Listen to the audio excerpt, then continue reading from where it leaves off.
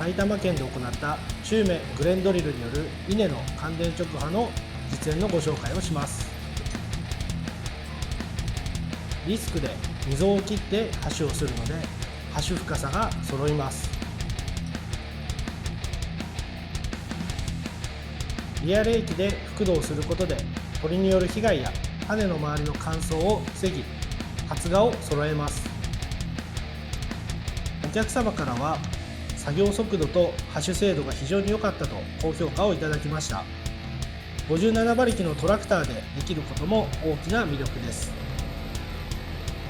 作業速度、播種精度を実現したグレンドリルの実演要望をお待ちしています。